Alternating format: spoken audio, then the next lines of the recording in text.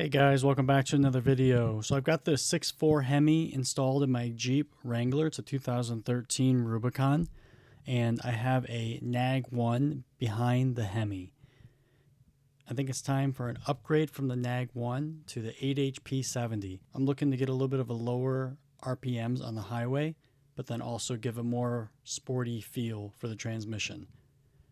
The Nag 1 is on a bad transmission, but the 8HP 70 is definitely superior. So this will be a full tutorial on how to install the 8HP 70 to your Hemi Jeep, or also installing an 8-speed behind your 3.6. And this is what you can have.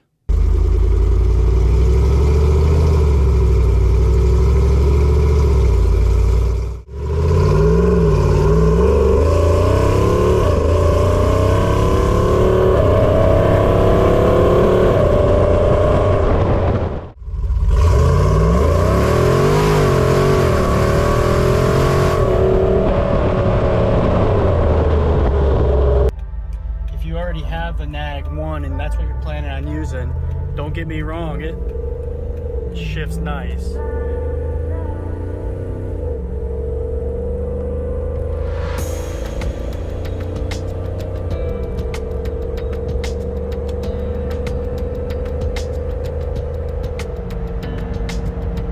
know, it's a good transmission. I just don't want to have my RPM so high. So if you're running like 456 gear ratio with like 37-inch tires, I mean, you'll be good. But I'm running 38s with 513s, so it just runs a little high on the highway. The RPMs are a little high. As you can see, I'm only doing about 72. My RPMs are close to 3,000. I don't want to do that for an 8-hour drive to Utah.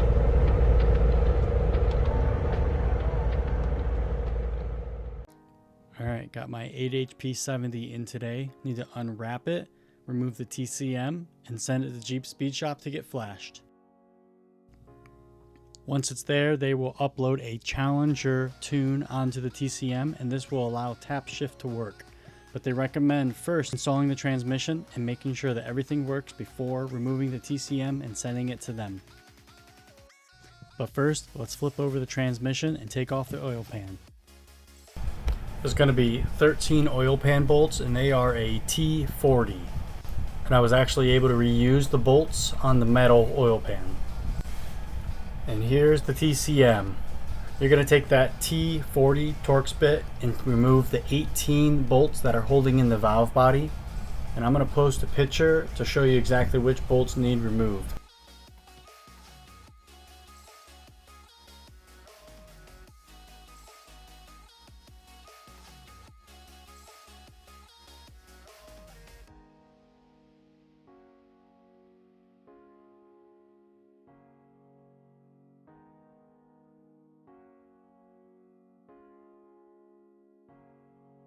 And don't forget this little bolt holding the speed sensor in, and you want to be very careful with this.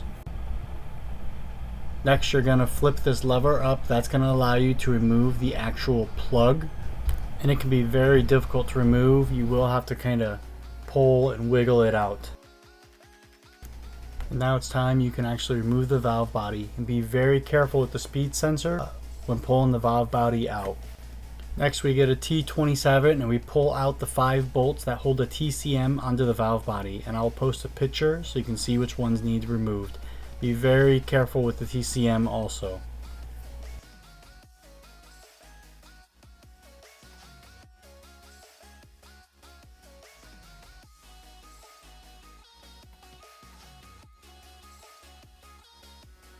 And then just remove this plug, pinching it in. And then you can gently remove the TCM off of the valve body. And the TCM here will be the part that you ship to Jeep Speed Shop so it can get flashed. Now we will skip right to installation. Also, put your oil pan back on just to keep the transmission nice and clean while you're continuing with your project.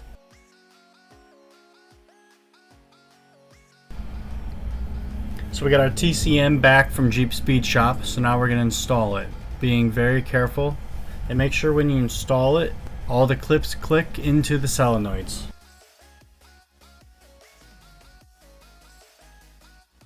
Then we will flip it over, that way we can install the 5 T27 bolts, and those get tightened to 88 inch-pounds.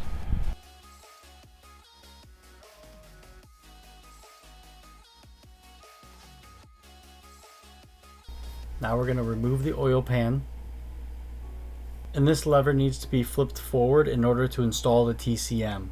So you can take this adjustable wrench and flip forward the neutral switch. That way this lever can flip forward and the TCM can fit into the transmission.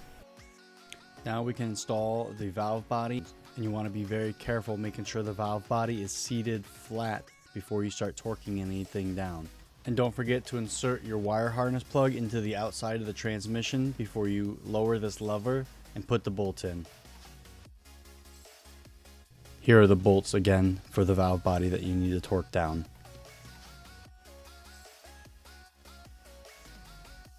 And now we can install the oil pan. For the plastic oil pan, that gets torqued down to 88 inch-pounds. The metal pan would be closer to 120 inch-pounds. And here's the torquing sequence. And now we're going to move on to the removal of the nag 1 and the installation of the 8HP70.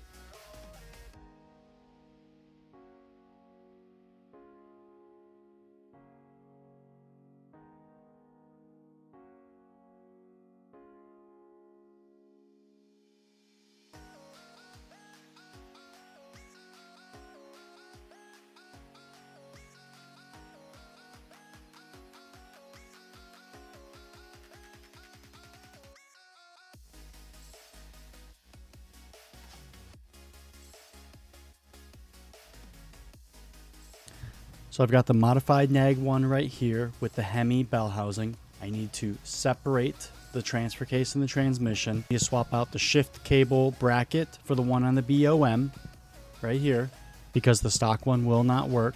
Then I need to swap out the yokes from the old transfer case onto the new one. And then we'll get ready to attach the new transfer case to the 8-speed transmission.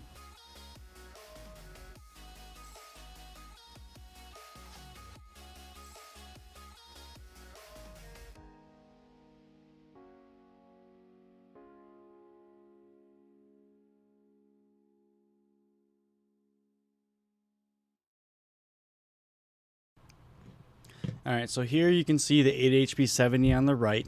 The actual output shaft is a male, and on the nag 1 on the left, the output shaft is a female. So the easiest way to find a transfer case is anything that attaches to the nag 1, like that came on this Jeep, will not work to attach to the 8HP70. Because this is the transfer case input shaft that attaches to the nag 1, and that is a male. And this would attach right here. On any transfer case that does not attach to the nag 1, this would be the input shaft, and this would attach right to the output of the 8HP70. So that's the main reason people need to switch transfer cases. But now Jeep Speed Shop released a video showing that you can actually change the input gear on the transfer case to make it work on the 8HP70. But that will cost about $600 worth of parts. So just find yourself an 07 to 11 transfer case or an 07 to 18 manual transfer case. So here's the intermediate plate that came out of the nag 1. This will not be able to be used with the 8HP70 that came from the truck. That's because the bolt pattern on the bottom of transmissions that comes from the cars is going to be different from the bottom of the transmissions that come on the truck. So when you switch over to the 8HP70, you'll need a different intermediate plate and a different structural dust cover, because you can see the bolt holes do not line up. So again, the top bell housing bolts of the Hemis are all the same, but the bottom bell housing bolts that attach to the transmission are going to be different between the cars and the trucks. So that is why you need a different intermediate plate and structural dust cover. We're going from a nag 1 to a truck 8HP70. And unfortunately, this part was on back order, but you can go to a junkyard and they have this intermediate plate in a lot of different vehicles. So that's always an option. So now it's time to prep the actual transmission. So we're going to start with tapping these oil cooler lines. I've got a 3/4 16 tap that we're going to use, and I've got an adapter for the ratchet. You can use these little plastic clips to shove inside the holes to make sure no metal shavings get inside the transmission. And make sure you have some sort of lube. I use gear oil to keep the tap nicely lubed. So go ahead and lube up and we will get this transmission tapped. Jeep Speed Shop does have a jig that you are able to rent from them, and I highly recommend it. And use a vacuum cleaner to pick up any metal shavings. And then you can use your finger, dip it in some oil to pick up any extra shavings inside the holes. Next, you need to cut the transfer case adapter. Don't cut it straight in like this. I would cut it at an angle like this. That way, if you need to remove it while everything's installed, you don't have to unbolt the transfer case. So now we can get ready to install the transmission. All of these wires, you need to tie them up out of the way. That way nothing gets pinched in between the bell housing. You can use zip ties, or you can go like this and use a ratchet strap to pull the wires up from the top side. And you no longer need this nag 1 plug, so you can tie this up also. Before installing the transmission, I had to take a big hammer and beat the inside of the body where the breather hose sticks up on the 8HP70.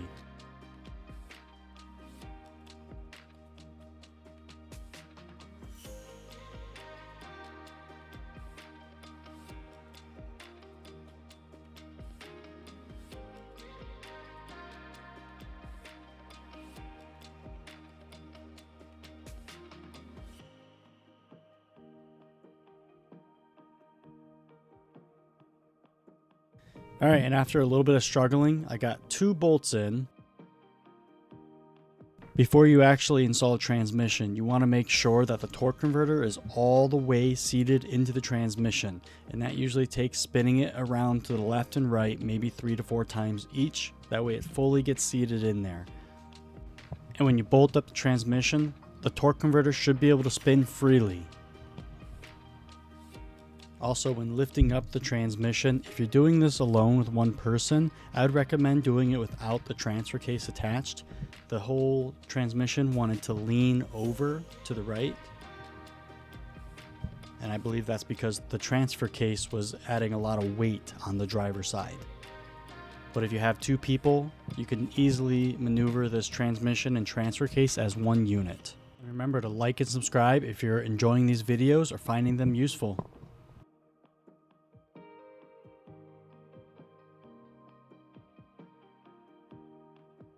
And for those who are going from a Hemi Nag 1 to the 8HP70, the drive shaft lengths are actually going to be the same length. If you're going from a 3.6 with the Nag 1 to a V8 with the 8HP70, it does add about 1.5 inches of length, so your drive shafts might need to be shortened. Alright, now it's time to get the torque converter and the flywheel bolted together. You can spin it around by reaching in the starter hole to line up the bolt holes. And then you can pull the torque converter towards the engine block. That way the torque converter and flywheel are touching. These will get torqued down to 31 foot-pounds using red Loctite. And make sure that you put all the bolts in before you actually torque them all down.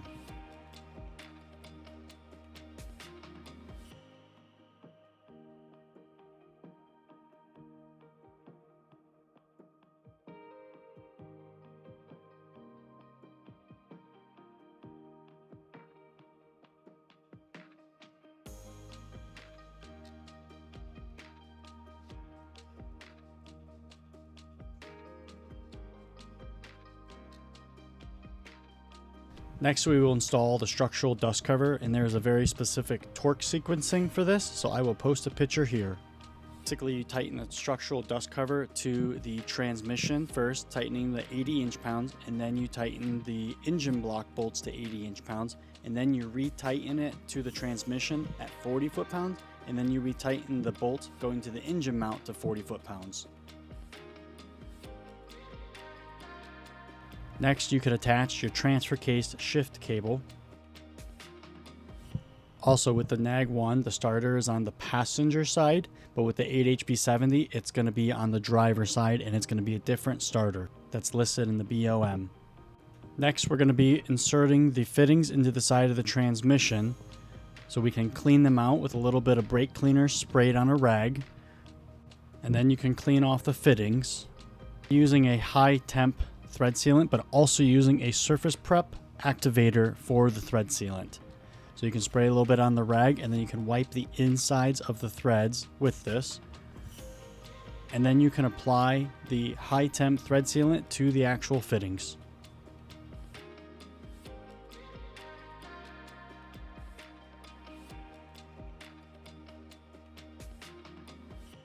So here we have the Jeep Speed Shop B plate, and then I have the stock Jeep transmission mount, and then I have the Dodge Ram 4x4 transmission adapter. I did weld on the B plate to my cross member. I believe the B plate is a pretty universal plate from Jeep Speed Shop, so you pretty much can rotate it however it needs to be rotated to fit your application, whether it's a 07 to 11 Jeep or a 12 to 18 Jeep. I only have the 1310 drive shafts, but I still had to notch out a little bit out of the transmission mount to make room for the drive shaft. And then I added little washers here to make a little bit more clearance. Next, we're going to be installing transmission lines from a 392 JL Wrangler. I definitely recommend these, and they do mount up to the factory brackets. Just make sure you test fit it before bolting it all the way up.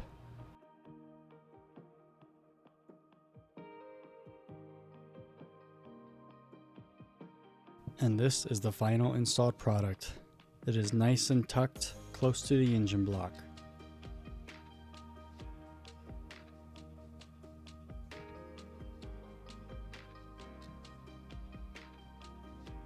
And here's looking down from inside the hood. Good clearance from all the pulleys and everything. So next we need to prepare the inside for installation of the TCM controller. This is the PCS module that you get from Jeep Speed Shop. So first you need to remove your transfer case handle, pulling really hard to get that off. It can be difficult, but it will come off. Make sure your transmission is in neutral when you're doing this. And then you can pull and pop this off.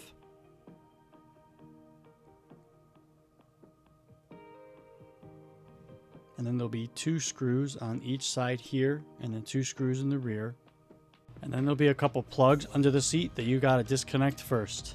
And then you can take it out. Make sure the brake lever is all the way up, and then wiggle it out. Check for wires, making sure you unplug everything first. Unplug any wiring that's in the shifter and remove the 4 bolts that are holding it down. For the neutral lockout, there's a little lever here you can pull on the side and you can flip it right out of there. You don't need this any longer, so you can cut this out of there. Same thing with the shifter cable, you pry this up and you can remove it. And then to disconnect it from the actual shifter, you just pry it sideways and it'll come right off. And you can shove the shifter cable down underneath the Jeep through this hole. This will be the hole that the 8HP70 wiring goes through. Next we can take out the NAG1 computer, which is behind this bracket. Here you can see the orientation of the shifter bracket. And then 4 spacers will go on these 4 studs, and then the shifter will sit on top of them.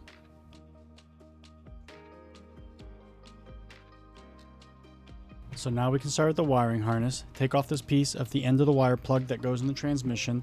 That way you can shove the wires through that grommet that the shifter went through. And then you can go underneath and pull the length that you need to plug the plug into the transmission.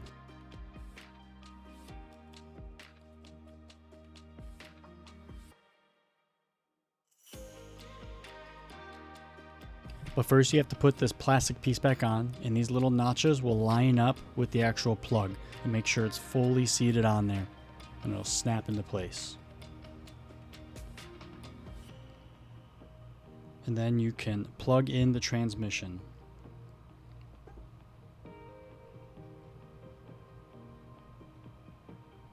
And make sure it's fully plugged in. There's so many issues when the plug isn't fully seated.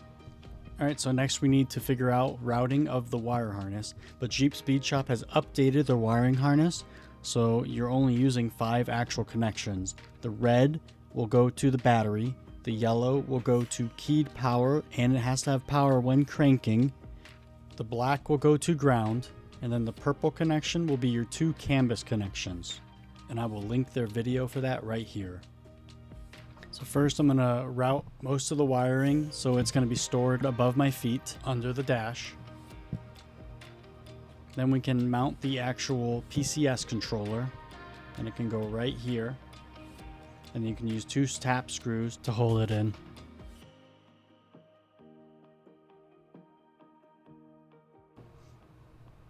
Now you can plug in the main plug for the PCS controller. Push down a little bit and then you can pull this lever back and it'll suck it down into the actual plug, and then it'll snap into place. And the best part about having your wiring under your dash is that you don't have a whole lot of wire here to deal with when putting the center console back. So on the stock NAG 1 plug, you've got this yellow wire, and you're going to be connecting that to the yellow wire from the wiring harness for the PCS module. That will be keyed power and also power when cranking. On the other plug, there's going to be 2 wires and a separate plug. Those are going to be your CANbus connections. From what I found online, the yellow wire with the black tracer is going to be your high CANbus. It could also be a white wire with a black tracer. The yellow wire with the green tracer is going to be your low CANbus, but I've also read online it could be a white wire with the blue tracer could be your low CANbus. On the PCS wiring harness, the white wire with the red tracer is going to be your high CANbus, and then the white wire with the gray tracer is going to be your low CANbus, and that's on the wiring harness from the PCS module. And it could be different for different Jeeps, and then also the 7 to 11 Jeeps are going to be different wires also. And those were going to be tapped into right under your center console. On the brake switch, the green wire with the red tracer, that's going to be power at all times. So you can use that to hook up to the red wire. So here's everything installed. Definitely cleaner with the wiring under the dash. You definitely want to make sure that your fuses are easily accessible, because if those fuses pop, you won't be able to start or drive your Jeep. So now you can install your center console, and then the last thing you need to do is install this last trim piece.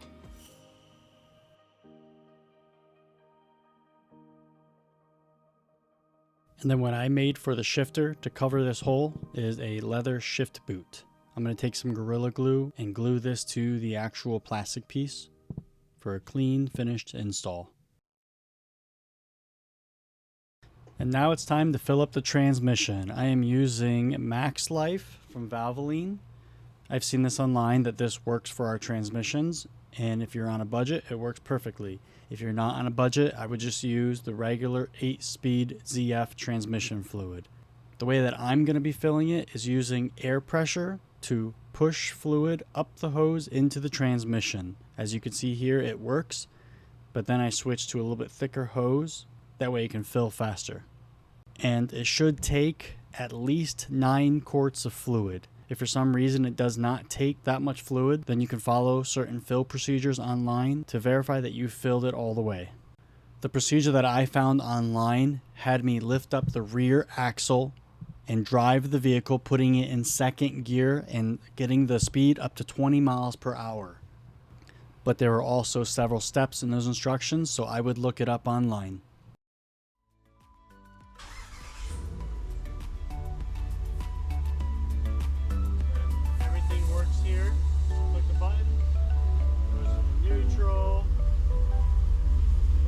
Neutral. I can click this the view button here, and we can see actually what gear we're in. So I can go to drive, go over to the manual, I can go up to second gear, first gear.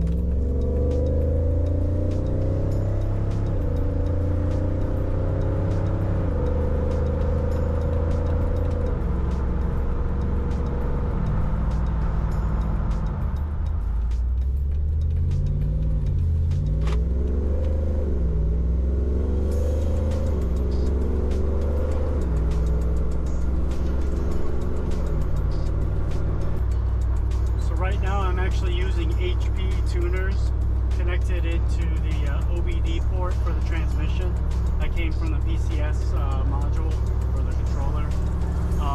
So that shows me exactly what gear I'm in. It shows me if my torque converter's locked up.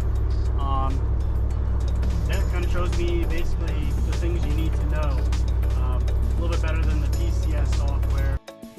But if you're interested in making any tuning changes, you should check out some of my other videos, and I will post some links here. That way you can tune some of the shift patterns on your Jeep, and then you can make some changes to your throttle also. And I have a tutorial on how to do a sport mode for the transmission, so check that out. Overall, I am happy. I'm still going easy on it, breaking everything in, letting the transmission kind of learn that it's in the Jeep, kind of learn how to react. I don't want to drive aggressively and make it learn that way, just from everything I've seen online. So yeah, but overall I would call this job pretty much done. Hey, thanks for watching, and if you have any questions, feel free to message me, leave a comment, and don't forget to like and subscribe.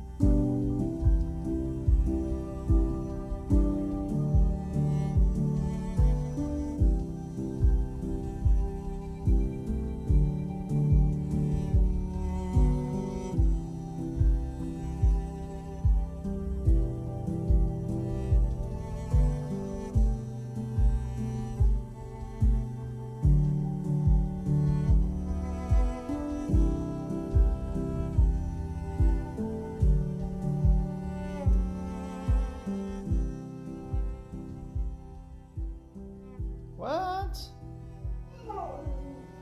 Coda. What?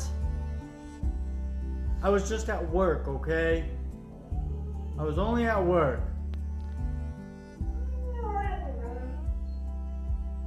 What are you trying to say?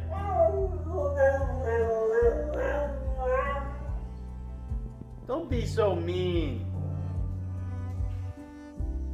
You're being mean for it.